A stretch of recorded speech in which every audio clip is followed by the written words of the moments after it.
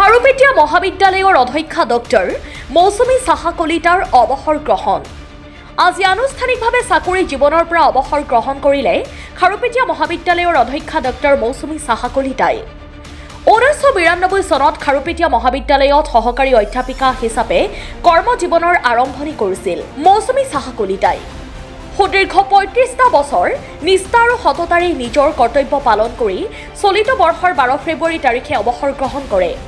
উল্লেখযোগ্য যে 2021 বৰ্ষত অধ্যক্ষাৰ আসনত অধিষ্ঠিত হৈছিল ডক্টৰ মৌচুমী সাহা কলিতাই। আজি মহাবিদ্যালয়খনৰ সভাকক্ষত অনুষ্ঠিত হোৱা বিদায়ী সম্বৰ্ধনা সভাত মহাবিদ্যালয়খনৰ প্ৰবক্তাসকলৰ লগতে বিভিন্ন সংগঠনৰ নেতৃত্ব আৰু মহাবিদ্যালয়ৰ ছাত্ৰ ছাত্ৰীসকলে বিদায়ী সম্বৰ্ধনা জ্ঞাপন কৰে আৰু সকলোৱে নেদেখাজনৰ ওচৰত তেওঁৰ সুস্বাস্থ্য কামনা কৰে। অধ্যক্ষা ডক্টৰ মৌচুমী সাহা কলিতাৰ লগতে অৱসৰ গ্ৰহণ কৰে কাৰ্যালয়ৰ উচ্চবৰ্গৰ সহায়ক ইছলামউদ্দিন আহমেদে। বিদায় ক্ষণত দিয়া ডক্টৰ মৌচুমী সাহা কলিতাৰ মন্তব্য এই মুহূৰ্তত শুনাই লৈছোঁ। প্ৰথম পদক্ষেপ মোৰ সেইটো হ'ল 1991 1 ডিচেম্বৰ মই হামিদুৰ ৰহমান ছাৰ তেওঁৰ হাতত মই এপইণ্টমেণ্ট পাইছিলোঁ। তাৰপিছত তেতিয়াৰ পৰা মই শিক্ষকতাৰ এটা জীৱন মোৰ গ'ল। তাৰপিছতে মই আহিলোঁ অধ্যক্ষ হিচাপে যোগদান কৰিলোঁ মহাবিদ্যালয়ত। সেইটো হ'ল 2021 চনৰ 10 ফেব্ৰুৱাৰী দিনটো। তাৰ আগতে মোৰ কৰ্মজীৱন আছিলে শিক্ষক। মই যিখিনি কাম কৰিছোঁ, যেতিয়াই যিটো কাম কৰিছোঁ, শিক্ষকতাই হওক বা অধ্যক্ষ হিচাপেই হওক, মই এটা কথাই বিচাৰিছিলোঁ যে কামবিলাক এইটো অকল মই নহয়, যিকোনো শিক্ষক বা অধ্যক্ষৰে সেইটো দায়িত্ব, সেই দায়িত্বটোকে পালন কৰিছোঁ। দায়িত্বটো মই নিষ্ঠাৰে আৰু নিয়মৰ মাজেদি পালন কৰিছোঁ। সেইটোৱে আৰু সেই কৰ্মজীৱন সেইটো কৰোঁতে ঘাত প্ৰতিঘাত বহুত আহিছে, কিন্তু মই নিয়মটোকে সদায় অগ্ৰাধিকাৰ দিছোঁ। কাৰো মুখৰ ফালে চাই পেলাই কাম কৰা নাই মই, কিয়নো অনুষ্ঠানটোক যদি মই ভাল পাওঁ, অনুষ্ঠানৰ প্ৰতি মোৰ দায়বদ্ধতা, ষ্টুডেণ্টৰ প্ৰতি মোৰ দায়বদ্ধতা আছে আৰু তাৰ পৰাই আহিছে দায়বদ্ধতা মোৰ সমাজৰ প্ৰতি। সেইকাৰণে সেই কথাখিনি, সেই দায়িত্বখিনি মই সদায় গুৰুত্ব দিছোঁ মোৰ জীৱনত আৰু সেইখিনিয়ে মোৰ শেষ দিনলৈকে মই সেইটো কৰিবলৈ চেষ্টা কৰিছোঁ। 1919 চনত তেতিয়া আমাৰ 1991 চন তেতিয়া আমাৰ কলেজখন ডেফিচিট হোৱা নাছিলে, তেতিয়া ভেঞ্চাৰ ষ্টেজত আছিলে। আমি দৰমহা নোপোৱাকৈও চাকৰি কৰিছোঁ আৰু 1998 চনত 25 মাৰ্চত আমাৰ কলেজখন প্ৰথম ডেফিচিট গ্ৰাণ্টেড এইড হয়, তেতিয়া আমি দৰমহা পাওঁ আৰু তাৰপিছত প্ৰভিঞ্চিয়েলাইজেশ্যন আৰু সেইটোৰ মাজেদি আমি এতিয়া প্ৰভিঞ্চিয়েলাইজড যিটো আমাৰ স্কেল আমি পাই আছোঁ, এছ'চিয়েট আমাৰ শিক্ষকসকলে পাইছে, সেইখিনি আমি তেনেকৈ কৰি আহিছোঁ। কিন্তু এটা সময়ত আমি দৰমহা নোহোৱাকৈও ইয়াতে শিক্ষকতা কৰিছিলোঁ। মই খুব বেছি ডাঙৰকৈ একো কথা ক'ব নোখোজোঁ, এটা অতি সাধাৰণ কথা।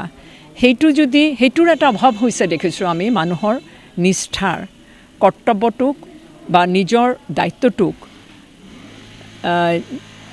what I will say, that is justify your duty, জাষ্টিফিকেশ্যন কৰিব পৰা এটা মানসিকতা চবেই ল'ব লাগে। মই কিহৰ কাৰণে আজি ইয়াত আহিছোঁ? মই শিক্ষক যদি আছোঁ, শিক্ষকতাৰ দায়িত্বটো মই পালন কৰিব লাগিব। ষ্টুডেণ্ট যদি হৈছোঁ, মই ষ্টুডেণ্টৰ দায়িত্ব পালন কৰিব লাগিব। নিয়ম নীতি মানিব লাগিব। অনুষ্ঠানৰ নিয়ম নীতি মানি সুস্থভাৱে এটা শৃংখলাবদ্ধৰ মাজেদি যদি আমি আগুৱাই যাওঁ, তেতিয়া মহাবিদ্যালয়খন আগবাঢ়িব পাৰে। যদি উশৃংখল হয়, তেতিয়াহ'লে উশৃংখল জীৱনে কেতিয়াও উন্নতি কৰিব নোৱাৰে। ঠিক উশৃংখল বাতাবৰণ যদি কলেজত হয়, কেতিয়াও কলেজখন আগবাঢ়ি যাব নোৱাৰে।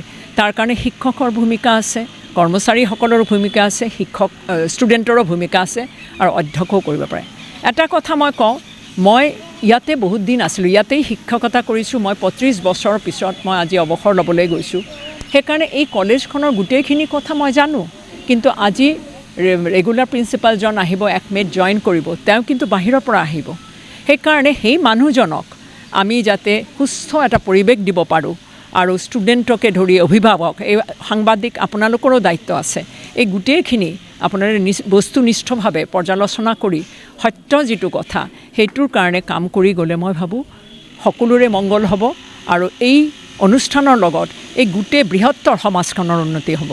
আৰু মই সেইটোৱে আশা ৰাখিলোঁ আমাৰ কলেজখন যেন আৰু উন্নতি কৰে, কিয়নো আমাৰ আগৰ প্ৰিন্সিপালে মোক এইমাত্ৰ ফোন কৰিছিলে, কলিতা মই যিখিনি কৰিব পৰা নাই আপুনি কৰিছে। সেইটোৱে নিয়ম। মই এইখিনি য'ত এৰিলোঁ আকৌ নতুন প্ৰিন্সিপালজন আহি পেলাই আৰু আগুৱাই লৈ যাব। কিন্তু এটা কথা মই বাৰে প্ৰতি কওঁ, তাৰ কাৰণে সুস্থ বাতাবৰণ দিয়াটো আৰু তেওঁক আমাৰ মাজত কাম কৰিবলৈ সুবিধা দিয়াৰ কথাটো কিন্তু আমাৰে দায়িত্ব। ইয়াত শিক্ষকৰ দায়িত্ব, ষ্টুডেণ্টৰ দায়িত্ব, অভিভাৱকসকলৰ, সমাজৰ আৰু আপোনালোকৰ সাংবাদিকসকলৰ। সেইখিনি আপোনালোক যদি ঠিককৈ কৰিব পাৰে তেতিয়া কলেজখন ধুনীয়াকৈ আগবাঢ়ি যাব। হয়, আমি খাৰপেটীয়া মহাবিদ্যালয়ৰ শিক্ষক হিচাপে আজি আমাৰ মহাবিদ্যালয়ৰ অধ্যক্ষ ডক্টৰ মৌচুমী সাহা কলিতা বাইদেউক বিদায় সম্বৰ্ধনা অনুষ্ঠান আয়োজন কৰি ইতিমধ্যে আমি বিদায় দিলোঁ আৰু এখেতৰ ভৱিষ্যত দীৰ্ঘায়ু কামনা কৰিছোঁ। এওঁৰ বিদায়ী অনুষ্ঠানটো এই মুহূৰ্তত মানে সফল সামৰণি যেন অনুভৱ হৈ আছে। সফল হিচাপে এওঁক বিদায় দিলোঁ, এওঁৰ দীৰ্ঘায়ু কামনা কৰিছোঁ আৰু এওঁলৈ আহ্বান ৰাখিলোঁ যে এওঁ এতিয়া মুক্ত, বাইণ্ডিঙৰ পৰা মুক্ত হিচাপে মহাবিদ্যালয়খনৰ শৈক্ষিক যিবিলাক কাম আছে, দিশা পৰামৰ্শ এওঁ বাহিৰৰ পৰা হ'লেও আগবঢ়াব বুলি আশা ৰাখিছোঁ। মইতো 2002 চনৰ পৰা আজি 2026 চন, ক'বলৈ গ'লে 24 বছৰ একেলগে মই কাম কৰিলোঁ আৰু বাইদেউৰ মই ছাত্ৰ আছিলোঁ, প্ৰাক্তন ছাত্ৰ হিচাপে বাইদেউক শিক্ষক হিচাপেও পাইছিলোঁ। 2002 চনৰ পৰা এই মহাবিদ্যালয়ত কৰ্মৰত বাইদেউক সহকৰ্মী হিচাপে পাইছোঁ। 2021 চনৰ পৰা অধ্যক্ষ হিচাপে পাইছোঁ। গতিকে এওঁৰ কাম কাজ, এওঁৰ যি পাৰদৰ্শিতা এওঁক সঁচাকৈয়ে প্ৰশংসনীয় আৰু এওঁৰ দীৰ্ঘায়ু কামনা কৰিছোঁ। ক'বলৈ আজি তেখেতক বহুত দিনৰ পৰা আমি একেলগে কামখিনি কৰিছোঁ। প্ৰিন্সিপালৰ তেখেতে আমাৰো পৰা আজি প্ৰায় 70 বছৰ নিচিনা হ'ল তেওঁৰ লগত একেলগতে কাম কৰা। গতিকে আজি যিহেতু চাকৰি কৰাৰ অন্তিম দিন, গতিকে আমি বাইদেউক আজি আমি চাকৰি কৰাৰ আমি খুব ধুনীয়া হিচাপত আমি তেওঁলোকক বিদায় দিছোঁ। তাৰ লগতে আমাৰ কলেজৰ কাৰ্যালয়ৰ জ্যেষ্ঠ উৎসৱৰ্গ সহায়ক তেখেতক আমি একেলগতে আমি বিদায় দিছোঁ। আমাৰ কৰ্মচাৰীৰ পৰা কোনো ধৰণৰ কোনো প্ৰভাৱ পৰা নাই, কোনো হেৰি নাই, খুব মানে শান্তিমতে আমি দিছোঁ, আমি সুখী। নিউজ ডেস্ক ৰিপৰ্ট, দ্য খবৰ লাইভ।